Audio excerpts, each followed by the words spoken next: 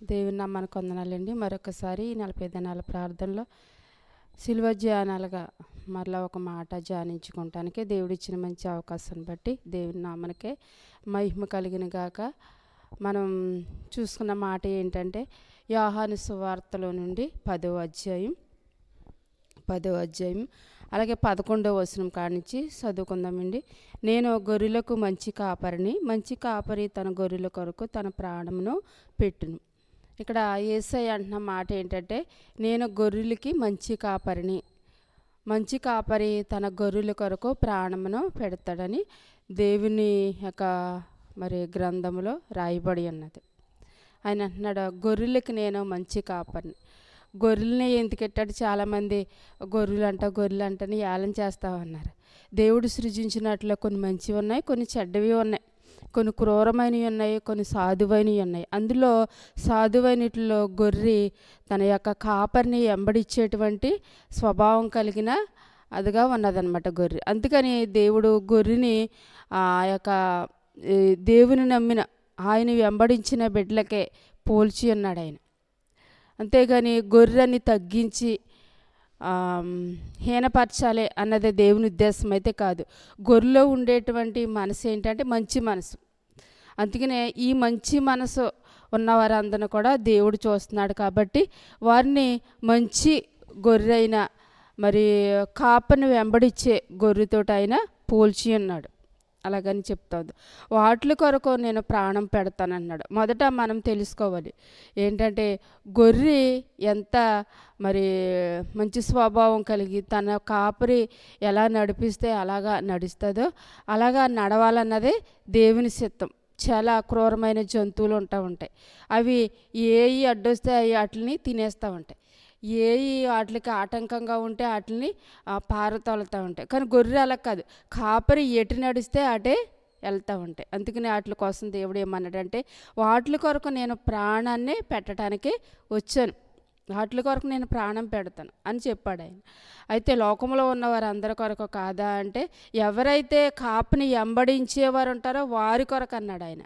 అంటే కాపుని వెంబడించేవారుగా ఉండాలి. దావీదు అంటాడు కదా 23వ కీర్తనలో, యెహోవా నా కాపరి నాకు లేమి కలగదు, ఆయన పచ్చిక గల చోట్లకు నన్ను నడిపిస్తూ ఉన్నాడు, శాంతికరమైన జలముల యొద్ద ఆయన నన్ను పొరుండ చేస్తూ ఉన్నాడని చెప్తూ ఉన్నాడు ఆయన. అంటే దేవుడు మనకి కాపరిగా ఉన్నాడని దావీదు ద్వారా మాట్లాడిచ్చాడు ఆయన. అలాగే ఇక్కడ మనం చూసినట్లయితే గొర్రెని ఆయన ఎన్నుకున్నాడు ఆయన.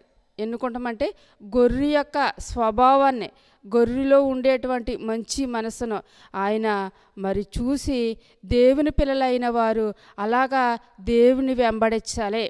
దేవుడు అన్యాయస్తుడు కాదండి. దేవుడు మంచి చేసేవాడే కానీ అన్యాయస్తుడు ఎంత మాత్రం కూడా కాదు. ఎందుకనంటే గొర్రె ఆ కాపరిని ఎంత ఎలాగైతే వెంబడిస్తూ ఉన్నదో కాపరి కూడా అలాగే నమ్మకముగా మంచి చోట్లకే నడిపిస్తాడు కానీ వ్యర్థమైన ఇట్లకి నడిపించడు ఆయన. కాబట్టి ఈ లోకంలో ఉండేటువంటి అధికారులైన వారు, ఈ లోకంలో ఉండేటువంటి చాలామంది ఉన్నారు.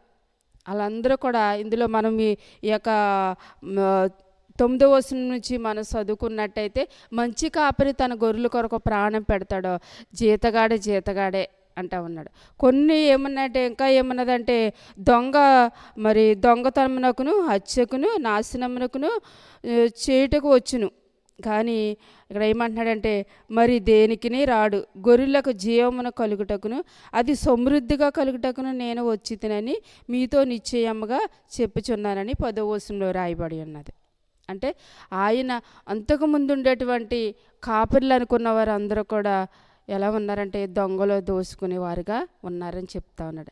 ఆయన అంటున్నాడు నన్ను వెంబడించేవారు. ఇక్కడ మనం ఒకటి అర్థం చేసుకోవాలి, సేవకులు వెంబడించేవారని లేకపోతే అధికారులు వెంబడించేవారని చెప్పలేదు అక్కడ ఆయన అనే మాట ఏంటంటే దేవున్నే వెంబడించాలి. దావీదు ఎలాగైతే యెహోవా నా కాపరి అన్నాడో అందరూ కూడా సేవకులైనా విశ్వాసులైనా దేవుని నమ్మిన వారైనా అందరూ కూడా ఎవరిని వెంబడించాలంటే యేసయ్యని వెంబడించాలి.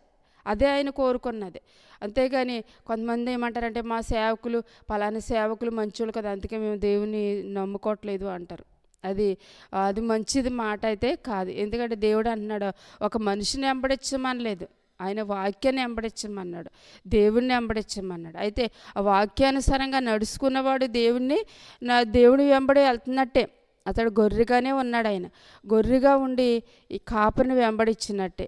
ఏదో సాకులు చెప్పి దేవునికి దూరం అయిన వాళ్ళు చాలామంది ఉన్నారు. కానీ ఇటువంటి వారందరూ కూడా ఒకరోజు సిగ్గుపడవలసి వస్తుంది. ఎందుకంటే ఏదో సాకులు చెప్పి దేవునికి దూరం అవటం దేవుని చిత్తం కాదు. నువ్వు నమ్ముకుంటే నీవు దేవునికి సరెండర్ అవ్వాలి అంతే. అంతేగాని వాళ్ళని చూసి ఏళ్ళని చూసి అన్నదే కాదు. గొర్రెగా పోల్చారని ఏళ్ళన కాదు. ఎందుకంటే గొర్రెగా చేయాలన్నదే దేవుని ఉద్దేశం అయితే కానే కాదు. కానీ ఆ గొర్రెలో ఉండేటువంటి మంచి స్వభావాన్ని బట్టి దేవుడు గొర్రెతోటి మనల్ని పోల్చి ఉన్నాడు. కాబట్టి ఈ 40 దినాల ప్రార్థనలో మనం జ్ఞాపకం చేసుకోవాలి. మనము ఎందుకు పనికిరాని ఒక గొర్రెల వలె ఉన్నటప్పుడు దేవుడు అటువంటి వారి కొరకు దేవుడు ప్రాణాన్ని పెట్టాడని మనము తెలుసుకోవాలి. మనం ఎన్నిక లేని వారు. ఈ లోకంలో మృగాల వలె, ఈ లోకంలో పెద్ద పెద్ద జంతువుల వలె జీవించేవారు అనేక మంది ఉన్నారు. వారు ఎవరో ఒకరిని కొట్టుకు తింటానే ఉంటారు. ఈ లోకంలో వారు కొదువులేదు.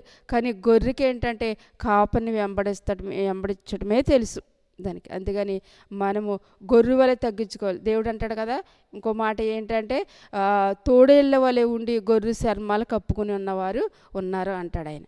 అంటే తోడేళ్ళ స్వభావం ఏమో లోనుంటుంది, పైకేమో గొర్రెల వలె ఉంటారని చెప్తా ఉన్నాడు. కాబట్టి ఏది గొర్రెలో ఏది తోడేళ్ళో మనం అర్థం చేసుకోలేము. కాబట్టి మనం అర్థం చేసుకునేది ఏంటంటే దేవుని యేసయ్యనే మనము వెంబడించాలి. ఆయన గొర్రెగా మనం జీవించాలి.